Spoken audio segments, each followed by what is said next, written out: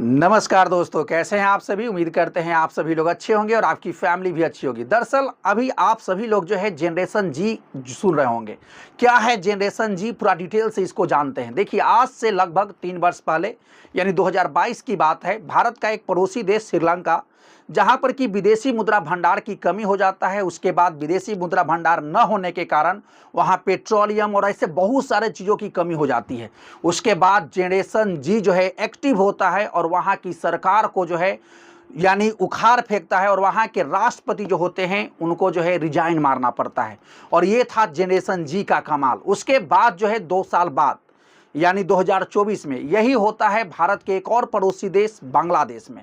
बांग्लादेश में मैटर ये था कि वहाँ की सरकार का एक फैसला आया था कि जो भी लोग यानी बांग्लादेश को स्वतंत्र कराने में जिनका योगदान था, उनके बच्चे को जो है सरकारी नौकरी में जो है रिजर्वेशन दिया जाएगा। और इसी बात को लेकर बाकी जो लोग थे उनको जो है ये बात जो है पचा नहीं, उनको ये लगा कि ये बात तो गलत हो जाएगा। और इसी बात को लेकर वहाँ जनरेशन जी के लोग जो है काफ़ी ज़्यादा एक्टिव होते हैं, काफ़ी प्रदर्शन करते हैं और वहाँ की सरकार को भी जो है उखाड़ फेंकते हैं। और तब होता यह है कि वहाँ के जो तत्कालिक प्रधानमंत्री होते हैं शेख हसीना, उनको जो है देश छोड़कर जो है भागना पड़ता है और उसके बाद वो भारत में आकर के शरण लेती है। और यही सेम टू सेम घटना जो है ऐसा ही चल रहा है नेपाल में।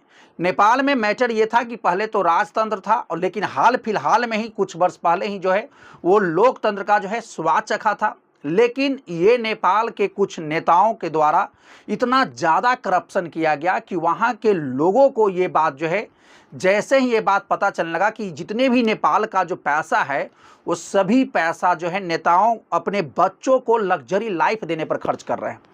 और उसी के बाद जो है वहाँ पर एक मुहिम चलाया जाता है नेपो बेबी। ये मुहिम इसके बाद इतना ज़्यादा होता है कि उसके बाद नेपाल भी जो है त्रासदी त्रासदी हो रहा है। नेपाल के लोग जो है सड़कों पर उतर रहे हैं और वहाँ के मंत्री हों या जो है प्रधानमंत्री, सबको जो है रिजाइन मारना पड़ा है।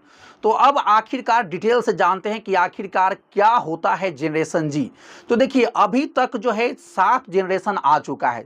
तो देखिए, सबसे पहला जनरेशन जो आया था उसको कहा जाता था ग्रेटेस्ट जनरेशन, यानी जिनका जन्म जो है 1901 से लेकर 1927 के बीच हुआ था, उनको ग्रेटेस्ट जनरेशन कहा गया था।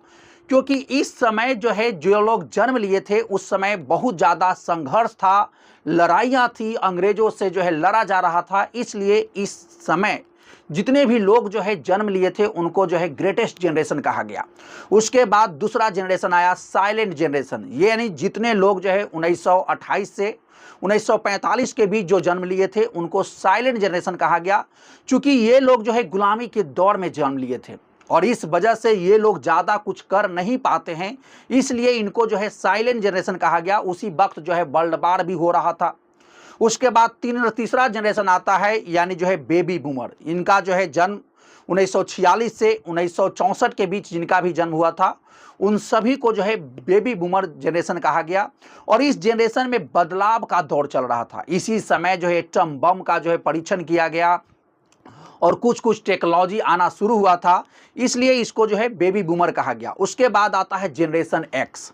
जनरेशन एक्स जो है 1965 से लेकर यानी 1980 तक, यानी 1965 से 1980 के बीच जितने लोग जन्म लिए थे उनको जो है जनरेशन एक्स कहा गया।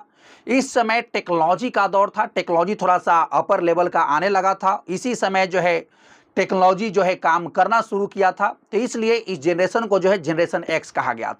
उसके बाद आता है जनरेशन मिलेनियरीज, यानी 1981 से 1986 के बीच जितने लोग जन्म लेते हैं उनको जो है जनरेशन मिलेनियरीज कहा जाता है। सबसे ज़्यादा बदलाव का दौर इसी फेज में था। टेक्नोलॉजी भी आ चुका था, टेक्नोलॉजी के लोग एडॉप्ट कर रहे थे और काफ़ी ज़्यादा बदलाव जो है हर क्षेत्र में चल रहा था, चाहे एग्रीकल्चर हो, चाहे इन्वायरमेंट हो, बहुत सारे सेक्टर में चल रहा था। उसके बाद आता है जनरेशन जेड। जनरेशन जी जो है 1987 से 2012 के बीच जिनका भी जन्म हुआ उन सभी को कहा गया जनरेशन जे।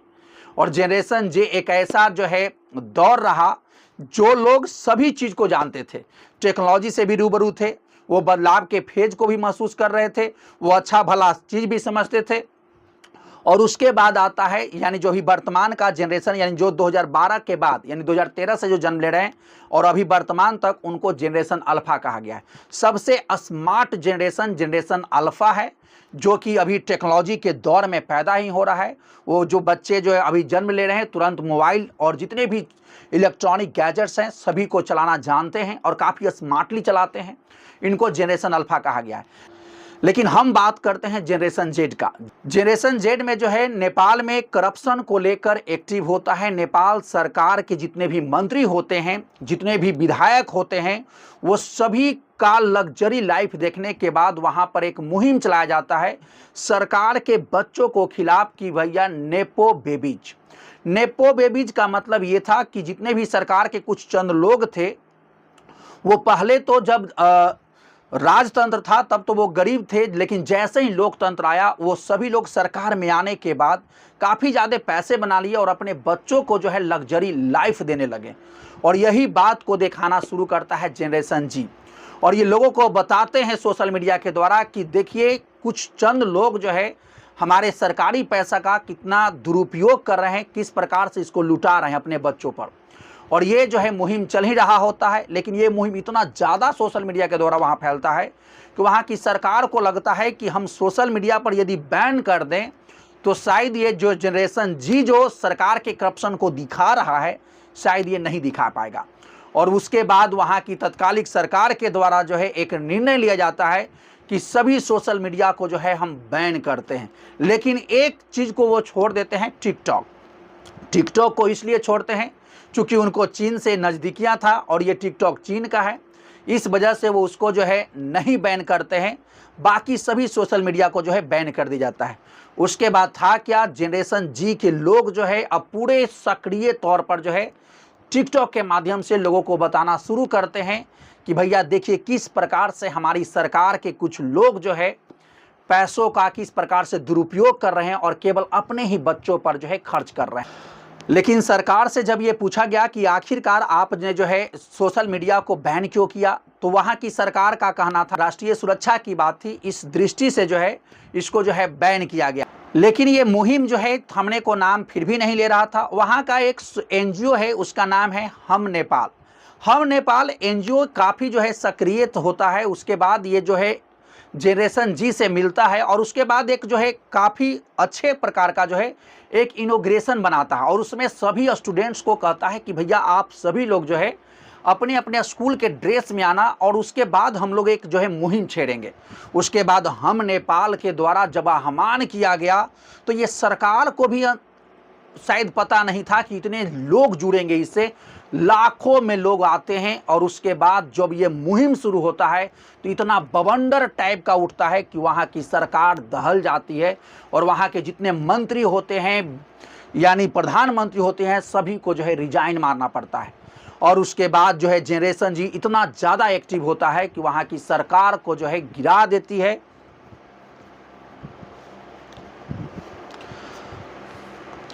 लेकिन और ये मैटर इतना ज़्यादा और ज़्यादा उछाल तब आता है चूँकि हम नेपाल जब ये इस मुहिम को चलाता है तो स्टूडेंट अपने ड्रेस में जो आए थे उनके ऊपर जो है सरकार के द्वारा गोलियां चलाई जाती है और कुछ लोगों का जो है मृत्यु हो जाता है। और यही बात जो है सोशल मीडिया के द्वारा जो है उनके पेरेंट्स को दिखाया जाता है कि देखिए आपके बच्चों के साथ क्या हो रहा है। और चूँकि वो बच्चे कोई आतंकवादी नहीं हैं बल्कि वो अपने ही देश के करप्शन को उजागर कर रहे हैं, अपने देश के माली हालत को लोगों को सामने रख रहे थे।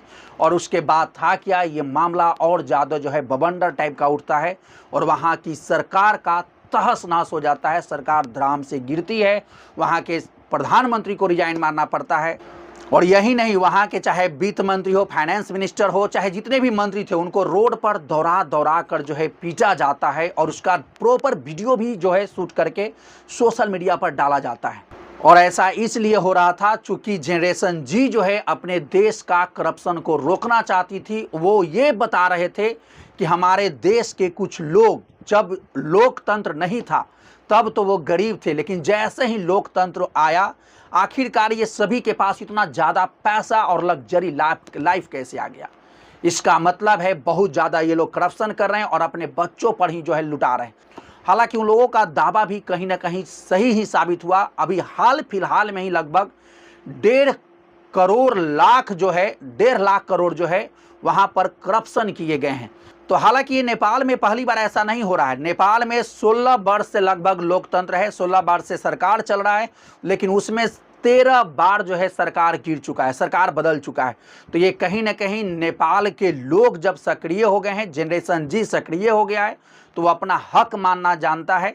वह अपने राइट के लिए, अपने हक के लिए नेपाल सरकार को जो है मुंहतोड़ जवाब दिया और वहाँ की सरकार को जो है मजबूर कर दिया कि भैया आप लोग, चंद कुछ लोग जो है, आप इतना ज़्यादा पैसा को बर्बाद नहीं कर सकते हैं। ये पूरा देश का पैसा है, इस पैसे को जो है पूरे देश पर खर्च होना चाहिए।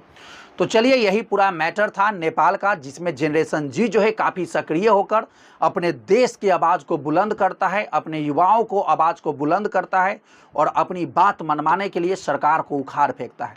तो दोस्तों, ये कहानी सुनाने का उद्देश्य किसी को हताश करना या परेशान करना नहीं है, बल्कि आपको जागरूक करना है, आपको सचेत करना है।